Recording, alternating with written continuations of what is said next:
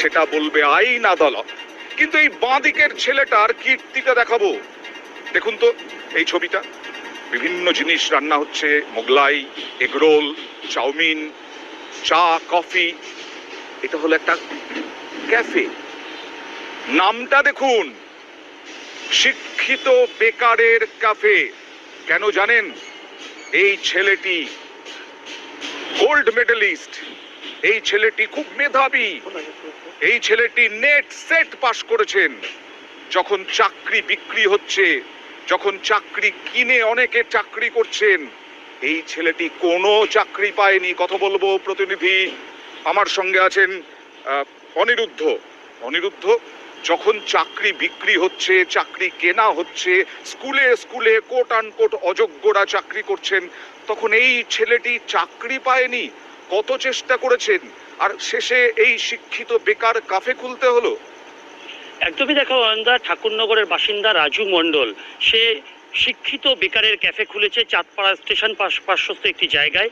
রাজু জানাচ্ছে যে রাজু রীতিমতো ছোটবেলা থেকে মেধাবী ছাত্র ছিল এবং সেখান থেকে হরিণঘাটা কলেজ থেকে সে এডুকেশনে অনার্স নিয়ে পড়াশুনো করবার পরে কল্যাণী বিশ্ববিদ্যালয় থেকে সে এমএ করেছে। এমএতে সে গোল্ড মেডেলিস্ট এবং পরবর্তীতে সেট এবং নেট পাস করেছে। পিএইচডির জন্য ইন্টারভিউ দিয়েছে, কিন্তু পিএইচডি করতে পারেনি। রাজু সেই আক্ষেপ কিন্তু জানিয়েছে এবং এই বেকারত্ব থেকে মুক্তি পাওয়ার জন্য, বেকারত্বের জ্বালা ভুলবার জন্য। সত্যি কি রাজু এরকম মেধাবী এবং সত্যি কি চাকরি পায়নি বলে আজকে এই শিক্ষিত বেকারের কাফে খুলেছেন? পাড়া প্রতিবেশীরা কি বলছেন, কতটা প্রশংসা করছেন? একদমই অনন্দা, দেখো আমরা তার রাজুর ক্লাস 11-এর টিউশন মাস্টারের সঙ্গে কথা বলেছিলাম। সেই টিউশন মাস্টার জানিয়েছেন যে রাজু ছোটবেলা থেকেই অত্যন্ত মেধাবী ছাত্র ছিল। রাজুর পক্ষে এই ধরনের কাজ তিনিও আশা করেন না। তিনি চেয়েছেন যে রাজু আরো বড় কিছু করবে, সেটাই আশা ছিল তাদের। রাজুর এখনো ইচ্ছা রয়েছে, আমরাও চাই রাজু এই শিক্ষিত বেকারের কাফে চালাতে চালাতে একটা কিছু ভালো চাকরি পান, ভালো তার জায়গা হোক। আমরা শুভেচ্ছা জানাই তাকে। কি বলছেন রাজু, দেখুন। এখন আমি বর্তমানে বেকার হয়ে বসে আছি, তো যেহেতু সংসার চলছে না ঠিকঠাক করে, তো সেহেতু ভাবলাম যে শিক্ষিত হওয়ার পরে বেকার আছি, তাই হঠাৎ করে মাথায় চলে আসলো নামটা কীভাবে রাখা যেতে পারে, শিক্ষিত বেকারের ক্যাফে।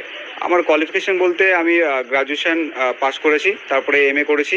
এমএ পাস করার পরে বিএডও কমপ্লিট করেছি 2022 সালে, এবং 2020 সালে আমি নেট সেট আমার জেআরএফ সব হয়ে যায় এবং ফেলোশিপ রয়েছে, যেটা আমার এখন বর্তমানে পিএইচডির জন্য আমি ট্রাই করছি।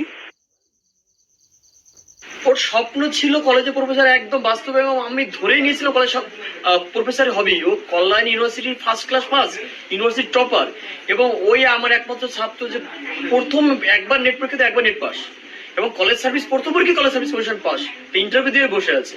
খারাপ লাগাটাই বেশি আমার শিক্ষকদের দৃষ্টিকোণ থেকে। ওর আরো অনেক ভালো জায়গায় মানে আশা করেছিলাম।